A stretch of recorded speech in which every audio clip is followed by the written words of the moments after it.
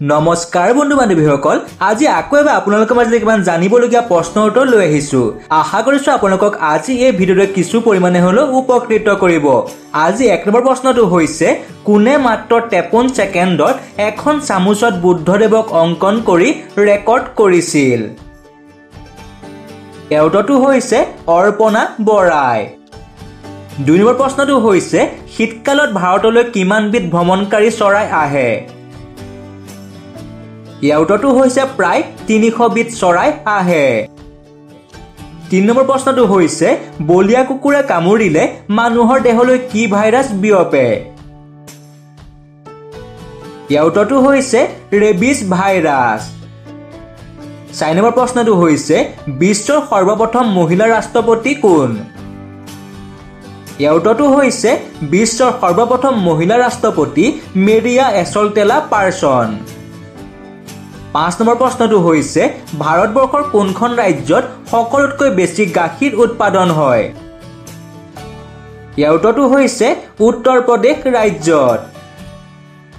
6 number প্ৰশ্নটো হৈছে, ভাৰতীয় মহাকাশ গৱেষণা প্ৰতিষ্ঠানৰ মুখ্য কাৰ্যালয় ক'ত আছে? উত্তৰটো হৈছে বেংগালুৰুত। 7 নম্বৰ প্ৰশ্নটো হৈছে, ভাৰতৰ কোনবিধ পক্ষীক পৃথিৱীৰ সংৰক্ষিত পক্ষীৰ তালিকাত অন্তৰ্ভুক্ত কৰিছে? বন্ধু বান্ধৱীসকল, আমাৰ চেনেলটো ছাবস্ক্ৰাইব আৰু ভিডিঅ'টো লাইক কৰি দিব। ধন্যবাদ।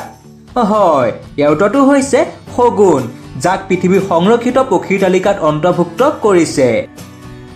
8 নম্বৰ প্ৰশ্নটো হৈছে, গোটেই পৃথিৱীত মুঠ কিমানখন দেশ আছে? উত্তৰটো হৈছে 195খন দেশ আছে। 9 নম্বৰ প্ৰশ্নটো হৈছে, কেঁচা ফল পকাবলৈ কি গেছ ব্যৱহাৰ কৰা হয়? উত্তৰটো হৈছে এথিলিন গেছ। কেঁচা ফল পকাবলৈ এথিলিন গেছ ব্যৱহাৰ হয়। 10 নম্বৰ প্ৰশ্নটো হৈছে, ভাৰতৰ কোনজন ব্যক্তিক কোনেও গ্ৰেপ্তাৰ কৰিব নোৱাৰে?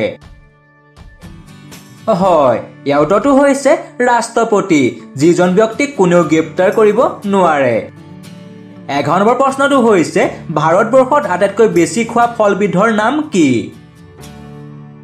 উত্তৰটো হৈছে কল।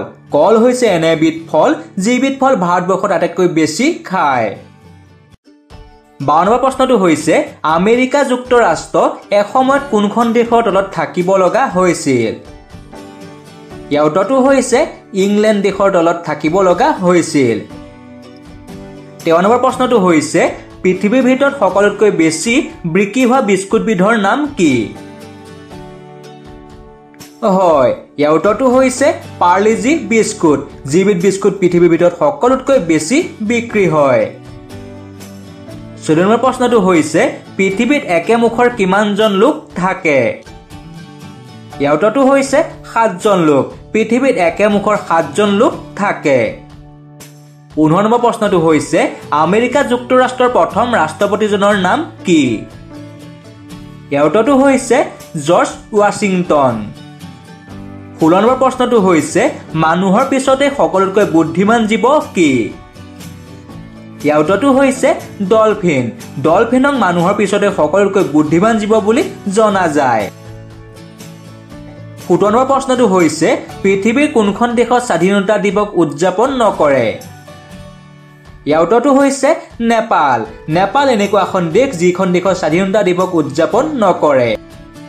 18 নম্বৰ প্ৰশ্নটো হৈছে, পৃথিৱীৰ সকলোতকৈ ডাঙৰ বীজটো কি হয়? হয়, উত্তৰটো হৈছে নাৰিকল।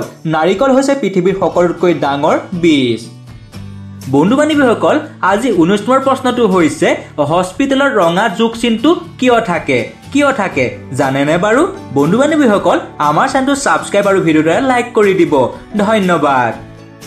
ইয়াৰ উত্তৰটো হৈছে, ঔষধৰ ক্ষেত্ৰত ৰঙা ৰঙৰ যোগ চিন অৰ্থাৎ ৰেড ক্ৰছ ব্যৱহাৰ কৰা হয় যাতে জৰুৰীকালীন সময়ত ইয়াক চিনাক্ত কৰিব পৰা যায়। ৰেড ক্ৰছ নামৰ স্বেচ্ছাসেৱী সংগঠনটোৰ বাবে ৰেড ক্ৰছ চিহ্নটো ঔষধত ব্যৱহাৰ কৰা হয়। ৰেড ক্ৰছ সংগঠনটো 1863 চনত হেনৰি ডুনান আৰু গুস্তাভ মনিয়াৰে ছুইজাৰলেণ্ডৰ জেনেভা চহৰত প্ৰতিষ্ঠা কৰিছিল। এই সংগঠনটোৰ মূল উদ্দেশ্য আছিল পৃথিৱীৰ যুদ্ধৰ সময়ত আহতসকলৰ চিকিৎসা কৰা। ৰেড ক্ৰছ প্ৰতীকৰ বাবে এই সংগঠনটোৰ লোকসকলক সহজে চিনাক্ত কৰা হৈছিল আৰু তেওঁলোকক সহজে যুদ্ধলৈ যাবলৈ অনুমতি দিয়া হৈছিল। এই সংগঠনটোৱে বহুতো যুদ্ধত আহতসকলৰ চিকিৎসাও কৰিছিল। তেতিয়াৰ পৰা ৰেড ক্ৰছ ঔষধৰ ক্ষেত্ৰত ব্যৱহাৰ কৰা আৰম্ভ হয়। ইয়াৰ সুবিধাটো হ'ল যে এই ৰঙা প্লাছ চিনটো দেখি মানুহে সহজে বুজি পায় যে ই চিকিৎসা ক্ষেত্ৰৰ সৈতে সম্পৰ্কিত। যেতিয়া এম্বুলেন্সখন ৰোগীৰ সৈতে ৰাস্তাত ওলাই আহে, মানুহে এই চিহ্নটো দেখি সতৰ্ক হৈ পৰে আৰু এম্বুলেন্সখন পাৰ হৈ যাবৰ বাবে বাট এৰি দিয়ে। বন্ধু বান্ধৱীসকল, হস্পিটেলত থকা যোগ চিনটোৱে ইয়াকেই বুজায়। আজি 20 নম্বৰ প্ৰশ্নটো হৈছে সূৰ্যৰ পোহৰৰ পৰা আমি কি ভিটামিন পাওঁ? বন্ধু বান্ধৱীসকল, ইয়াৰ উত্তৰটো আপোনালোকে কমেণ্ট কৰি জনাই দিব।